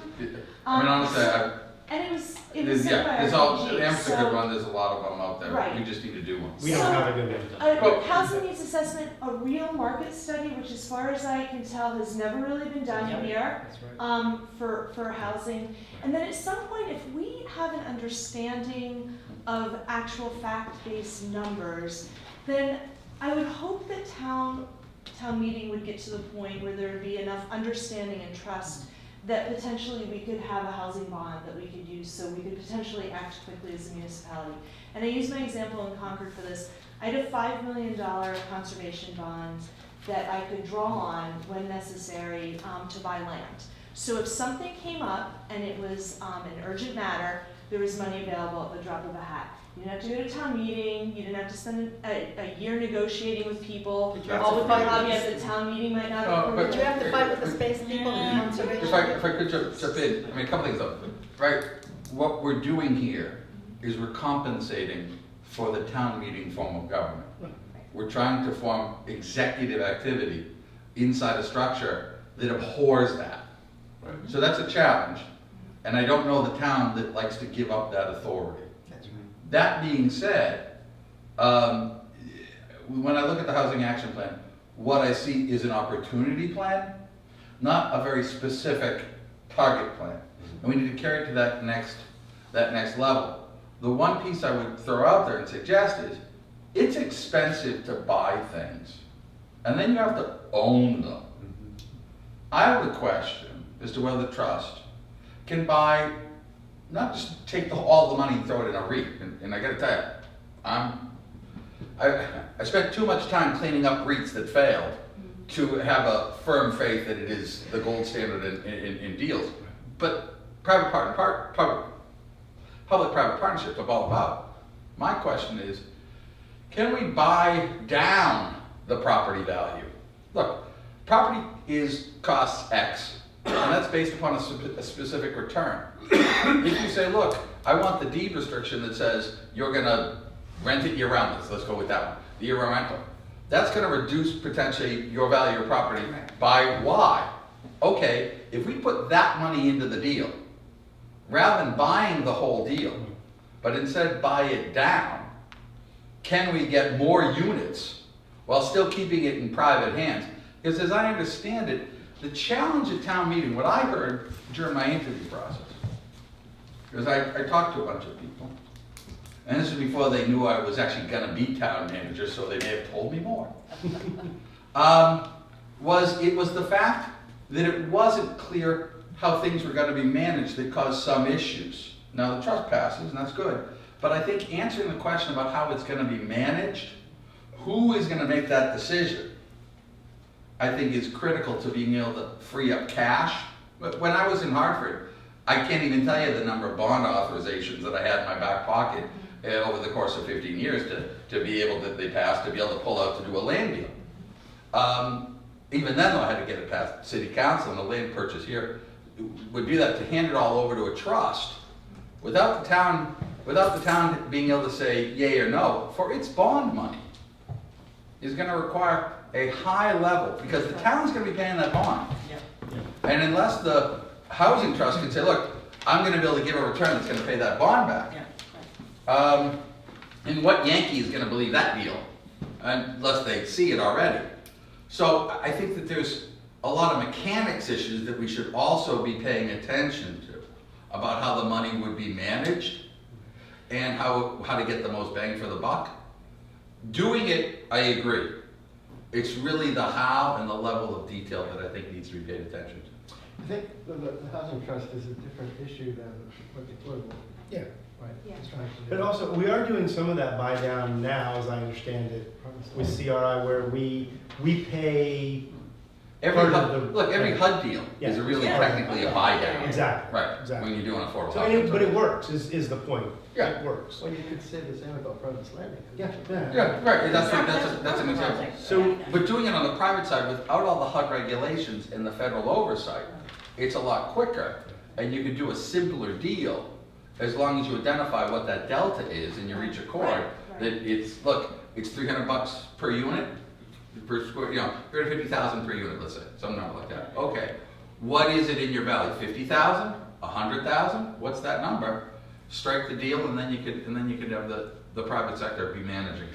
So I was struck in Just a your thought. description of the Attleboro model because you mentioned that economic development and housing were there together. And I just want to remind everybody that when we started out, one of the things that we were really clear about was that, we believe as an organization that it's not, solving the housing problem is going to take economic development as well. And I don't want to lose that Absolutely. connection. No question. Because you can build 400 units and then there's no jobs. Right, absolutely. If you want to look into the future of what could be, just read, I think it was last week's Banner, there's an article in the Banner about Truro and what's going on in Truro right now.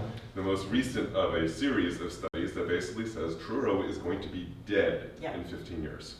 Effectively closed.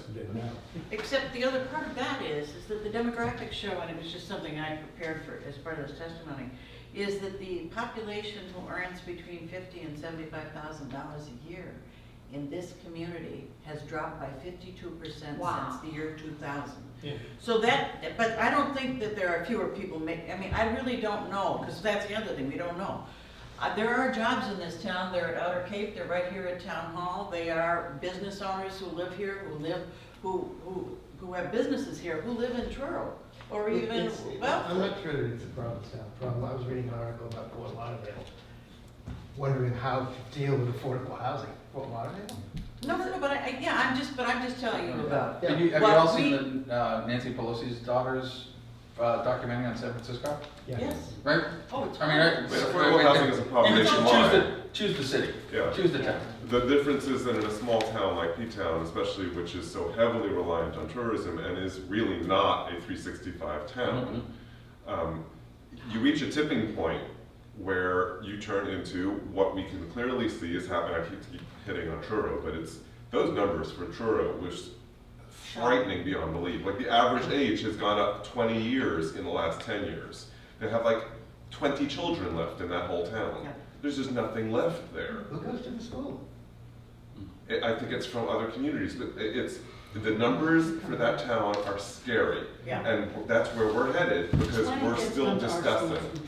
It's Wellesley That's what I was as well. gonna But, Right. but the other part of that demographic is if you have people living in town who make $50,000 to $75,000, they are more likely to go out to eat, to go to your retail shops, to be able to spend money. People who are in Okay, just so affordable you housing know- aren't going to be doing that. Just so you know, there's no housing that someone in that salary bracket can afford in Providence. Well, that's what I was saying. We're not talking about And it's hard to affordable find housing. rentals, But they can yeah. rent. But that's what I'm saying, so not even just affordable, it's like if you're interested in that particular.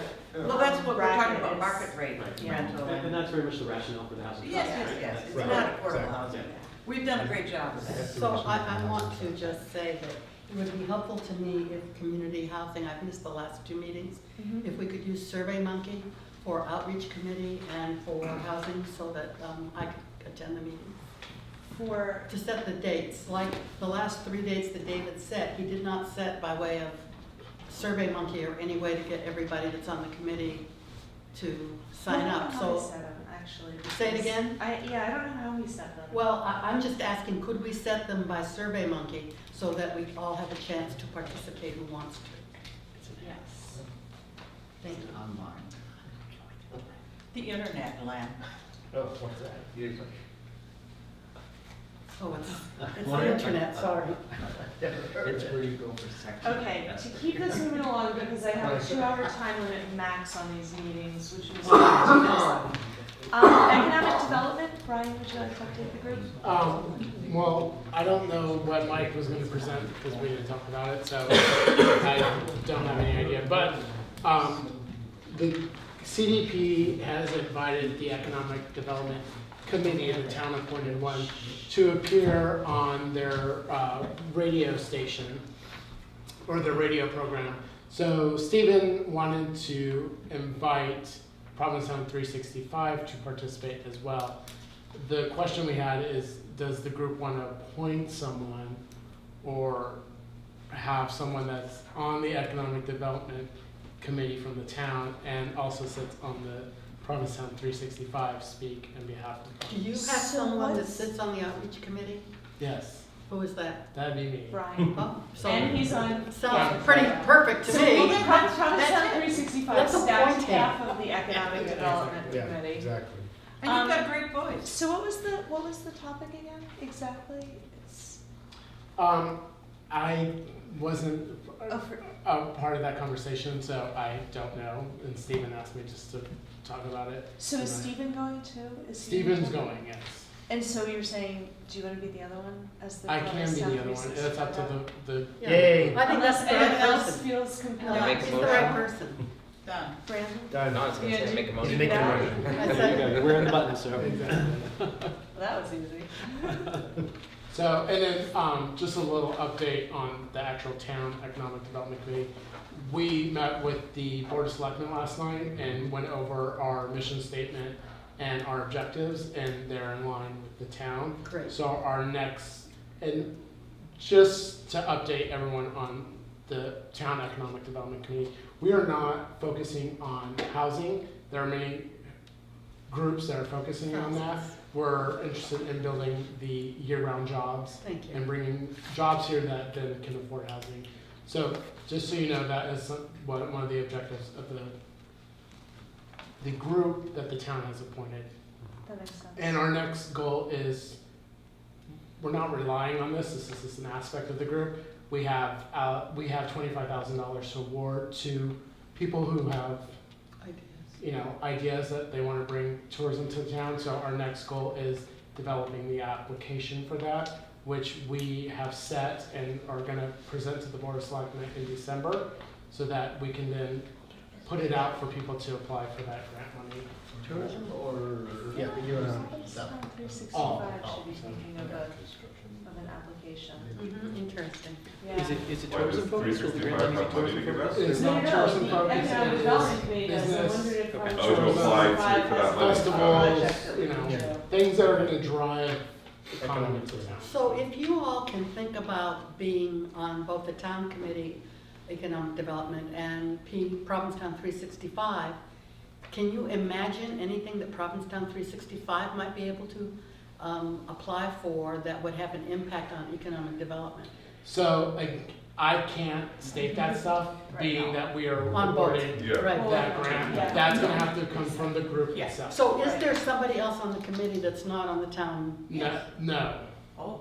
So that's a Wait, problem. that's- No, there It's are not people on the Yeah. economic development committee who are That not. are not on it. Okay. No, So we need it the there- other Oh, way. yes. We need it the other way. There's We need- 3 of us that are on the town Yes. EDC that are in the Provincetown. Has We the need Provincetown Provincetown 365 EDC had a meeting all summer? We have not. This Oh, just okay, kind because of I remembered putting myself on that formed list, so it was since like, the town okay. formed the So, group. so what I'm saying is we need to have at least 1 or 2 more people on the Provincetown 365 Economic Committee. So they can do some thinking about Right. whether or not we as a group need to because apply everything else is for a something. conflict of interest. Yes, Right. Yeah. thank you. Yeah.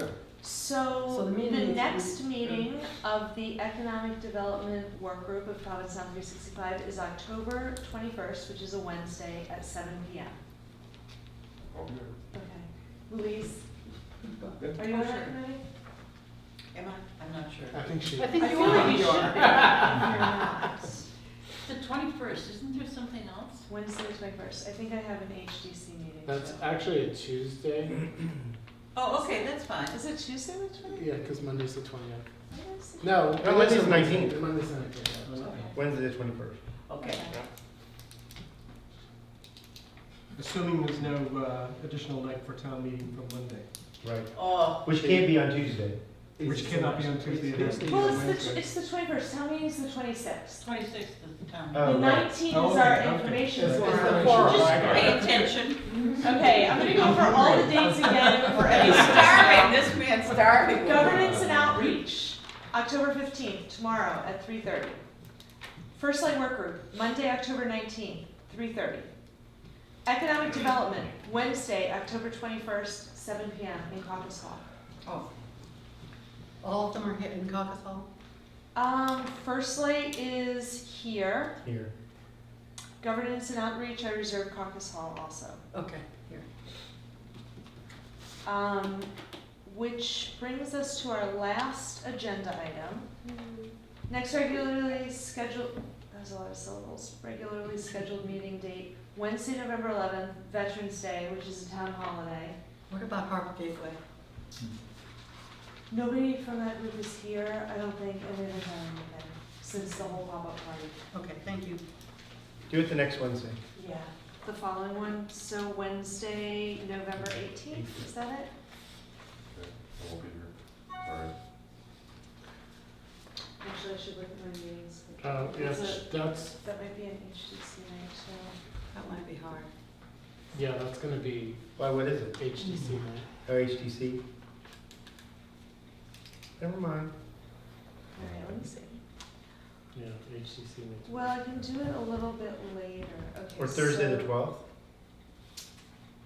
We Is that could do- PB, is Thursday that the planning 12th, board?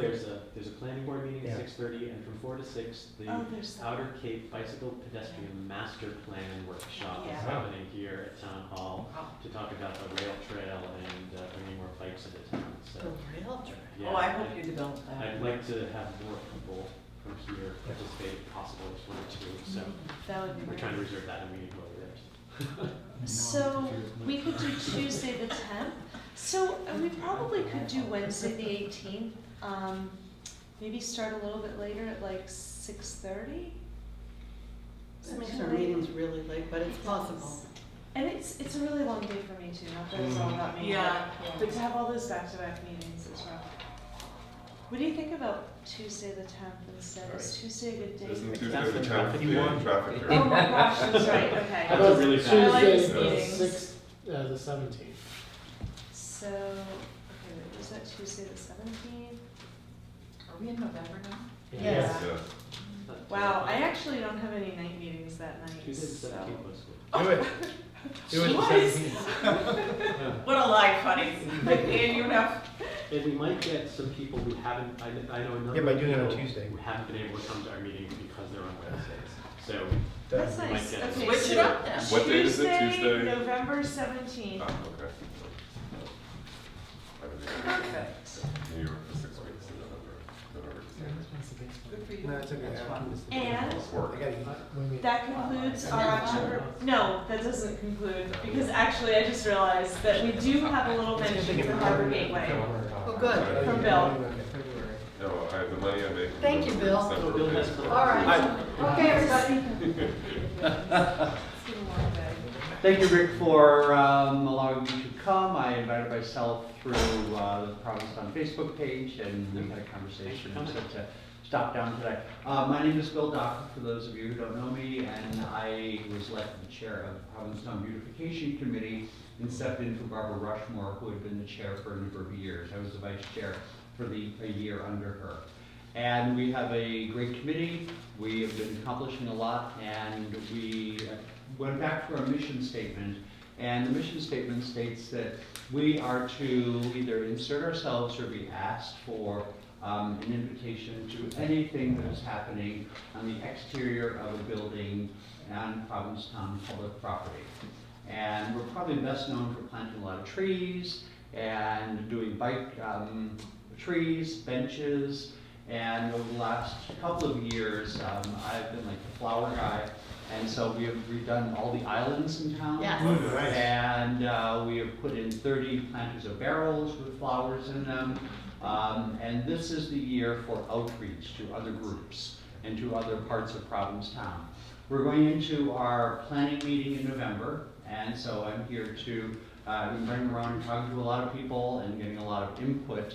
And there are a couple of things that I can feed back to you that might be interesting for the waterfront welcoming part of Provincetown. And that is that the strip of land between the municipal parking lot and the pier itself, it's full of gorgeous flowers, and it has been for a number of years. And the reason it's been that way is because the people at the parking department, the attendants, have been taking care of that piece of property over the last number of years. With the new technology now, and not so many people working for the parking department, and sitting in that booth and having time to go over and water and prune and pluck, they want to turn that property back to the Beautification Committee. And so I know that I'm not sure what the waterfront gateway concept is for this group, but the Beautification Committee would like to be affiliated with any plans that you have. Bill, do you want me to put you on the email list for the waterfront and Harbor Gateway That would be group? great. That would That be way great. you'll know all of our meetings. Yeah, that would be super. That would be great. Yeah, and it's a natural place for it. Exactly. Yeah. Exactly. And before it gets covered in bike racks or Somebody or needs something to- else. yeah.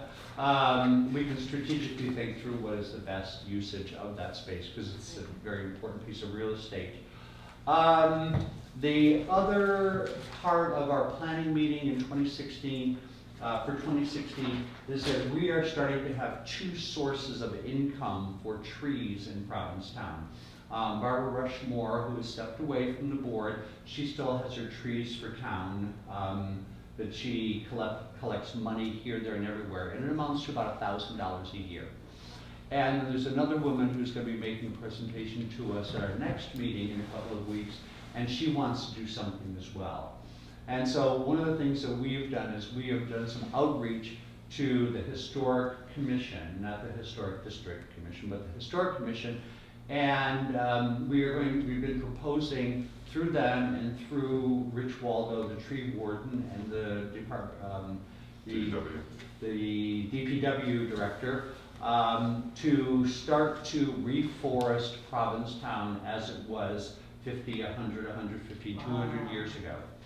And maybe utilizing some of those funds through Barbara's work and through our own budget to have the grand trees come back to Provincetown. That's not without its fraught with some problems. They can't be too close to infrastructure, sidewalks, telephone poles, yada, yada, yada, yada. But the idea is a sound one, and people are interested in it. Now we just have to figure out how to place the trees. And we're doing some research right now into the 6 or 7 not indigenous trees necessarily to Cape Cod, but the Cape Cod Commission in 1995 did a report on Route 6A, and they inventoried every single tree and which ones had roots that went too far and which ones went down too deep and which ones toppled too quickly. We all know about Dutch elm disease, and the new disease-resistant Dutch elms are not as disease-resistant as you would think that they are. So what we would do is we would allow people, the idea is to take Barbara's $1,000, maybe $1,000 from the Beautification Committee. Those $2,000, that $2,000 could buy 10 or 15 trees, and over a 10-year period, we would get 150 trees planted. So this is something to think of for Shank Painter Road, and we are still working through the application process, whether it would be a lottery or a donation made for the tree, we're not sure yet. So those are two things that I think that our committee and this group could partner. Do you work with, I may get the name wrong, I think it's the Provincetown Preservation Trust. They have some sort of a cork for trees thing. Do you know anything about that? Because I've been trying to find out about it for the last week or so and kind of not getting any information from anyone. I have heard that there are, again, not being able to keep track of everything and everybody, but I have heard that there is a group in town that's asking people who drink bottles of wine with forks to take their forks and they can turn them in someplace, and That's the problem. No one knows where to do East it. End Market has one. It comes up periodically on. I fill it up regularly. Yeah, I saw it on Facebook Someone last answered the week, and I question. asked, and then they gave me somebody's phone number, that person gave me somebody else's phone number, that person gave me a third person's phone number, that person Well, works I with the Preservation know Trust, that- someone named Sherry, but I have not heard back from I know them. that 3 emails and 2 phone calls. Dennis has collected my own personal wine corks, so. Okay, but what happens to them? No one knows. East End Market Magic. has a container. Okay. They must, somebody must come and get them. Yes, and that's the But thing. nobody I don't- knows? Nobody knows what happens to them after that, after they're collected. And that's like, okay, so you're a tree, It's you're a tree just guy, you should know. No, I'm not a tree guy. I'm learning more about trees. Okay, so- We're responsible for trees, but I don't know anything about this separate fundraising or. But it might be something if they are raising money for trees, and you are raising money for trees, then you might want to get their money and put it with your money to buy more trees. This may be what this presentation is going to be made to us at our next meeting. But I'll look into it. I think Yes. that, yeah, I would like to find out some more information about that. Because, I mean, that's the kind of thing which is so easy to do. Every restaurant in town produces Oh. probably 100 corks a week. Every bar in town probably produces more than 100 that. a day. Oh, way more than that. From what I hear, they sell them online, and that money produces money for trees. Oh, that's great. But no one knows. The only last thing that I would just Okay, mention is hold that on. for cross-pollination of committees, is that we have 2 openings on the Beautification Committee, and if anyone is interested, or you know of anybody who would like to join the Beautification Committee, it's a great fun committee, low stress, high reward, and all you have to do is talk to the town Beautiful clerk. work. It would Thank you be for being very here. nice to have a Provincetown 365 rep on the beautification committee. We have Anika Costa is on it, the Anybody? historic. As a- Think about it. See you next time.